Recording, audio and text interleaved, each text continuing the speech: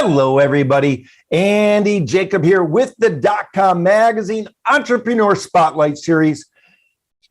And I'll tell you, the one thing that makes the world go round for companies, especially startups to small to mid-sized businesses, of course, is marketing and advertising. And, you need to get your name out there. You need to get the brand out there. You need to have a funnel that delivers leads. And of course, when we think about what people are doing out there in the community in terms of advertising and marketing, certain people very much come across our desk and get us interested. And one of those people that recently came across our desk is Miss Yeliza Centeio. And she, of course, is the founder and CEO of Integral Marketing and Advertising. And we love it so much. I mean, of course, a woman-owned business. She's a bilingual marketing and advertising agency, which is really marked by inclusivity and, of course, a fresh approach to meeting her clients' needs and surpassing their expectations. She's got a great story as well. I think you're going to very much love to hear the way in which she came about to start her own company and where she came from and what she's doing now. So, Yeliza, welcome to the DotCom Magazine. Thank you. Entrepreneur Spotlight Series. Thank you so much, Andy. I'm so happy to be here. Let's pull the lens back to 30,000 feet. Tell us about what you're doing at Integral, and then we're going to get into it. Sure. So, unlike traditional agencies, we took a different approach. Over the past decade or so, there has been a lot more of an interest from brands in housing. And while in-housing isn't new, it's something that can date back to the 30s. I would say about a decade ago was when agencies really started to feel that impact. And media in particular became more of a commodity. However, in my own experience from working at the agency side and having to help transition clients to in-housing or, working with clients that were previously in housing, decided that they wanted an agency. And then I went to the client side to in-house. So I witnessed this whole thing head on. And I realized agencies are not extinct. We just need to change our model. I think that the AOR commitment of 2 to 5 years is gone. I think clients want fluidity, they want flexibility, and they want a lot of diversity in the talent and companies that they work at. And so I decided, light bulb moment, why not create an agency that has the capability to operate like a traditional agency, but it's more project-based. So we don't necessarily, if a client wants an AOR commitment, we're obviously open to that. No one's going to close the door on some guaranteed money. But our promise is more of what is the problem in this present time that has you looking for a resource? How can we solve that for you? And if that problem evolves into a long-term relationship, we're here for it. Yeah, I love it. It's such a great way to go. It's a wonderful journey, Yeliza, that you've had. And one thing you speak about at the company is I call them marketing and advertising puzzles. And you talk about having the right puzzle pieces. And I love that analogy so much. Let's talk about that and why and how do you help your clients solve the jigsaw puzzles? Yeah, the puzzle piece came from the age-old, so corny saying that it's, that piece of the puzzle. What's that missing piece? Having been a leader in the advertising space for so many years, that was a very common term used by clients in pitch rooms or whatnot. It's like, we're looking for that missing piece. And, it kind of goes hand in hand with the name of the company, Integral, because when I was in the agency side and I was getting my reviews by my managers, one common word I always heard, and I've kept them all, so I went back and reread, was how integral I was. And, I was always that, missing piece to this project, or the missing piece to the team. And there were these key words that were describing me all along, and I didn't even realize it until I took a step back and reread all those. And it just felt right for what we were doing here and the type of agency that I had in mind. So it's not so much about solving a jigsaw puzzle, even though yes, that is a fundamental piece of it. It's more of identifying what is that missing piece for you. Is your missing piece that you need a media strategy because you have a media team that can do the buying? Great. We'll be your strategist. we'll help your team execute.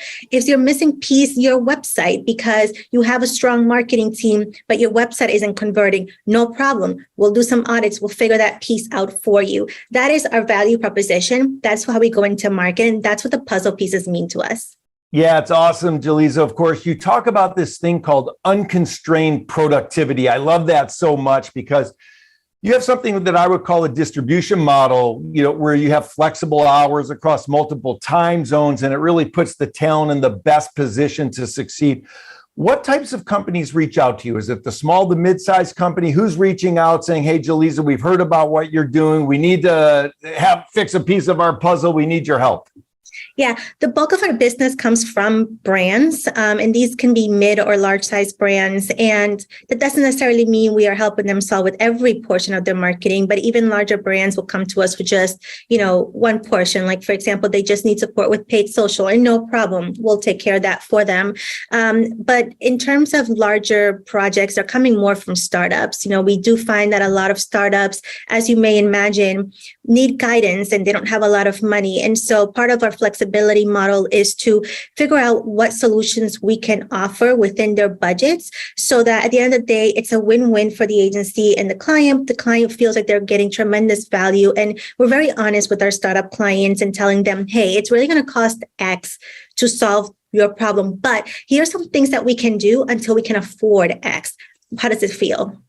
Yeah, I love that. So you take a stepping stone approach. It really makes sense. I'm sure it resonates for your clients that you give them the complete offering, but you say to them, hey, let's stepping stone this out. Let's add a couple pieces of the puzzle now, then we'll add a few more and we'll make a complete puzzle picture as we continue the process. Now, I love that so much. And another thing that you're a leader in is, you really are a big believer in women in business. You write about it on the blog. I mean, you love empowering, you're the women of the world. Let's talk about that. How important is it in your mind to have more women entrepreneurs on the scene? Extremely important, not only because I'm a woman myself and have two daughters that, my husband and I are raising, but I have experienced firsthand the unfortunate disrespect that women do face in the field, particularly in advertising. And earlier on, it has gotten better, but we have a long way to go. And not only have I witnessed it personally, but I've witnessed it being done to other women. And I think that as a humankind, we just have so much more progression to do, but in business and in advertising, even more so. And the only way to solve that is by empowering each other. I have witnessed how men empower each other. It's very easy for men to go on a business golf trip and come back with like 17 open doors and connections. And I'm like, women don't do that for each other because in the past, there wasn't enough room for all of us. So it was one of us that had to win that role. And as women, as we become leaders and we get in positions where we can empower, we need to remember to open doors for other women to help them rise up so that there isn't just room for one of us, but room for many of us. I love it, Yeliza. I can see that being the name of your TED Talk, Rise Up. I mean, it's perfect. Now, let's talk about the bilingual portion of your business. It's an important part. Obviously, the Spanish offerings throughout America, throughout Latin America, throughout the world are just becoming more and more powerful. I mean, the branding in the Spanish language is becoming tremendous. How important is that bilingual component of your business? Extremely important, and it's very personal to me. I'm Puerto Rican, and I'm bilingual. I'm fluent in both languages. And I had my first taste of being a bilingual professional back in the day when I worked in Orlando, Florida, where I was hired by an agency because we were representing a tourism client that was from Latin America. And they needed someone that could connect with the client in both languages, but also we were buying media across 3 different countries. It wasn't just Anglo-based. And I loved the fluidity during that experience. I loved being able to connect with my clients on our related language, but just being able to represent that brand in Spanish and in English correctly. It was never, the execution was never literal translation of what we were doing for the Anglo market. It was, we did this for the Anglo market, and this is the equivalent that is respectable in the Hispanic market. And that is the kind of difference that I want to make. Yeah, it's fantastic. Of course, this commitment will bode very well for not only you and your agency, but your clients as well. You're a prolific writer. You love to write. The blog is really great. And anybody that loves reading about advertising and marketing, check Yeliza's blog out on the website. It's really incredible. But you talk about attribution and incrementality, which I think is really interesting. What you say is, just because you do paid search and that's driving a lot of conversions, that doesn't mean that you should stop investing in all the other channels. Let's talk about channels. How important is it to have a different look at all the channels when you're advertising and selecting the right channels for that advertising itself? Yeah, well, it's no secret. Consumers require multiple touch points on a daily basis. Just because search tends to win the last bid doesn't mean that that is where all of your eggs should be, and that is the only place that you should focus on. You need to think about what triggers a consumer to search and what will trigger that consumer to pick your ad from the list of the many that they're getting in their search query results. And what triggers that is the halo impact of everything else that's in market. Whether that is your TV ad, even if someone is not necessarily in front of the TV, but they may be in the house and they can hear it, that sound has an impact in the brain. And it's understanding the psychology of sound, sight, and motion, whether that is a static ad on a billboard paired with a radio ad, in a car, or a Spotify ad, or whatever it may be. It's truly identifying who the consumer is, where are they spending their time, what kind of mediums are they interacting with, and ensuring that we're touching across as many of those as possible and giving the fair amount of budget to each to be able to push down to converting channels like your paid social and your paid search. Meta, Google, and TikTok have won the race for taking that last click attribution.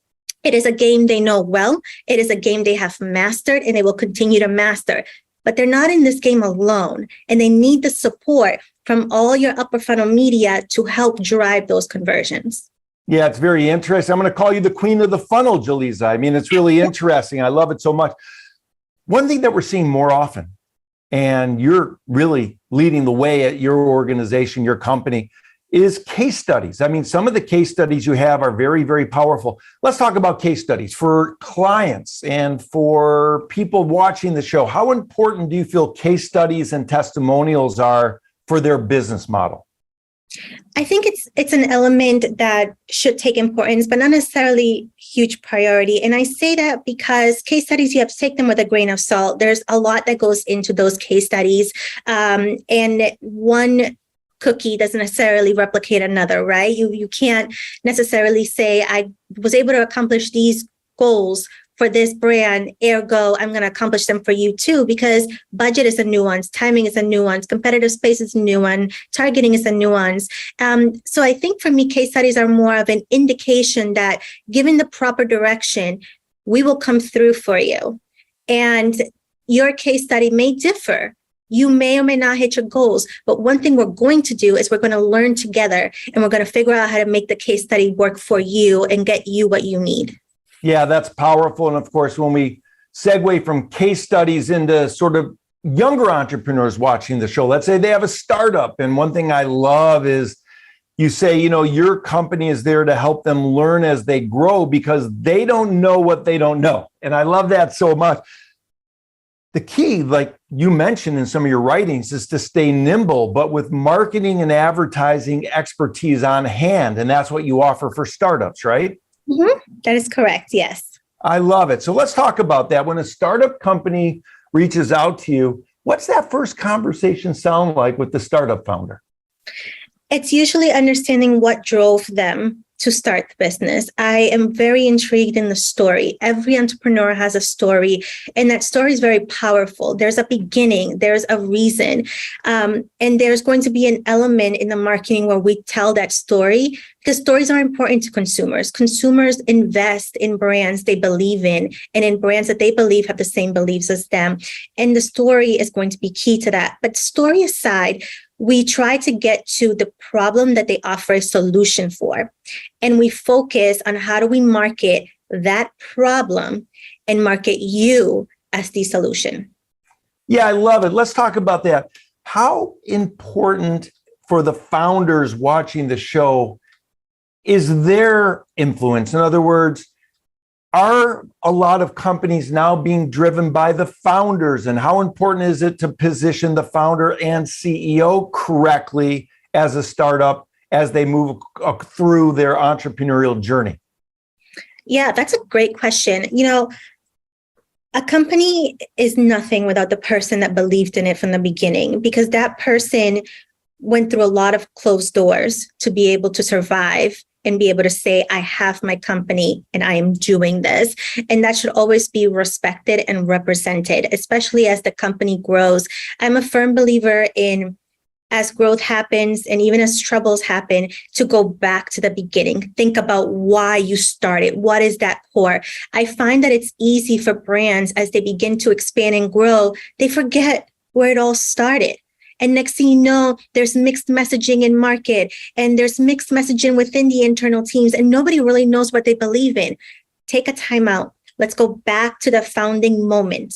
What drove this? Let's find that inspiration again and let's move forward. I love it. You don't hear that a lot. What started at the beginning to drive this passion of yours? I think that's really a smart outlook and a smart way to go. And one thing that it's easy to see from not only speaking with you, but your writing as well, and some of the things you've done in your life, is you're what I would call a big dreamer. And you love to dream and you want to dream for your clients as well. Where did that dream approach come from, Yeliza, for you in your life and your business?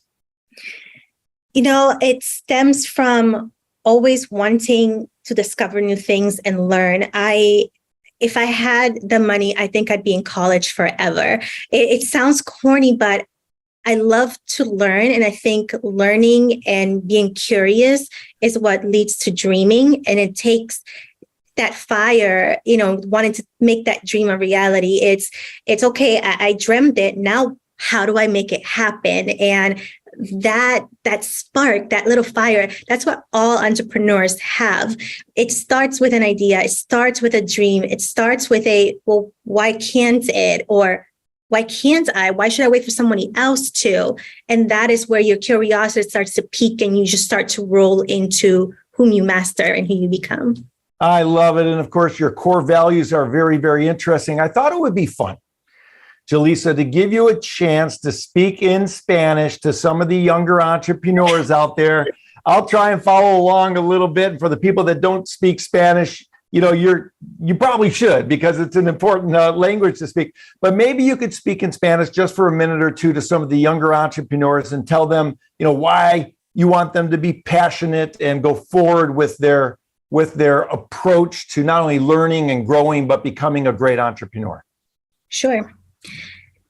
En la vida y en el negocio, las cosas van a ser bien difíciles. Nada va a llegar fácil. Nada te lo van a dar en un plato lleno de rosas. Todo va a estar en tus manos. Tú eres la que vas a tener que, o el que vas a tener que sacrificar.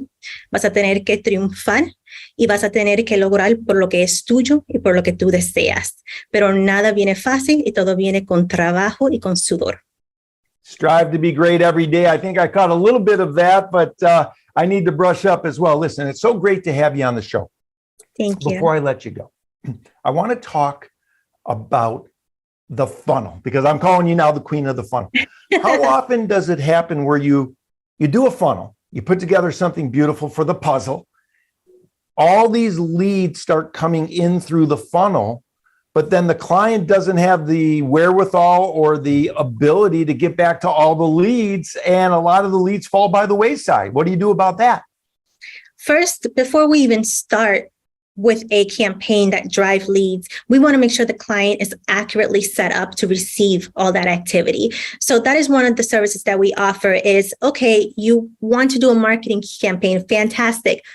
When we drive those leads, What's capturing it? Do you have an ESP in place? If not, let's hold off on this campaign and get you set up. Let's make sure your foundation is ready to accept all of this. Otherwise, we do not proceed, and we do not recommend the clients do, because what happens is that looks bad on us. If we go ahead and proceed with a marketing campaign and the client is not ready to receive the impact of that campaign, we look like the ones that we don't know what we're doing, and then we lose that relationship. And the relationship to me is a lot more important than the money that's coming in. I'd rather make sure that foundation is right so that I can prove to you what I can do. Yeah, Yeliza, that makes sense. I want to talk to you about branding a bit. How important for companies is it to put their best foot forward? In other words, we see some companies where you look at the branding that they have, and to be quite frank, they're not really what we feel are putting their best foot forward, their best face forward to the community at large. How important is that look, that first blush of a client, to see something that resonates for them in terms of branding and wanting to do business with a company that brands itself correctly? Yeah. If I'm understanding the question correctly, it's more of a creative outlook is what you're thinking about. Yes. It's difficult because creative can be subjective. And the way that a creative can interpret what they hear from the brand can be different than what the brand is envisioning. So for us, it takes ongoing collaboration and conversations. And there have been times where we strongly disagree with a client in terms of how their brand should be represented in the market, and we make our case for it. And we have either been able to succeed and come to common ground with the client for a strategy and approach that we really think works from a creative standpoint. But there are times when the client simply wants to execute their vision, and we respect that because no one knows the brand better than the client. And our job is to provide our recommendations, provide our guidance, give them our opinion. But at the end of the day, our job is to represent them in the way that they envision being represented. Wow, I love that, Yeliza. Of course, for the entrepreneurs watching the show, I mean, here we have an entrepreneur who's making a difference. I mean, you've worked on the agency side in some great cities, Boston, Orlando, Fort Lauderdale. Of course, you worked in-house in the DTC and fashion industries. Then you built your own house, I'll call it. So it's really, really great. What you're doing at Integral is remarkable. And, you know, you've put in 15 years, you know, serving diverse brands. You must have started when you were 3 or 4 years old, of course. And you have a no frills approach, right? You have this approach that really is making you a go-to leading expert. And having built your agency from the ground up, I mean, you're walking the walk and talking the talk. I really wanted to thank you for coming on the show today. I'm going to bring you back because I want to talk more about the funnel. I want to talk about the do's and the don'ts. And I want to talk about the puzzle. I want to talk more about the puzzle because that's a great approach where someone can reach out to you and, you know, you can start on a few pieces of the puzzle and then you can move toward more pieces of the puzzle and you can build a full framed puzzle as you move along through the experience and through the client's experience as well, Yeliza. So this has been a great interview. I wanted to thank you so much for coming on the DotCom Magazine Entrepreneur Spotlight Series. But before we go, you have a sign above you that says this is for you. Yes. Because you have something magical to contribute to the wonder of this wonderful world. So welcome your wild, crazy, beautiful, unbelievable ideas. I love that so much. Where did you come up with that? Because that's a powerful message for everybody watching the show. I can't take credit for it. It's in one of my favorite books, and it was a page in the book, and it's a quote that really hit home with me, especially when I built this office space to truly represent myself and the brand. And one thing that I always love is working in collaboration with other people. I hate being a team of one. And I always love the craziest people. Those are the ones I gravitate to the most. Crazy people have amazing and beautiful ideas, and I love hearing them because more often than not, the idea you laugh at in a meeting is the one that works. I love it, Yeliza. It's so great. And like the sign says, you're here for a reason and you're just getting started. So thank you so much for coming on the DotCom Magazine Entrepreneur Spotlight Series today. Thank you so much for having me. I really appreciate it.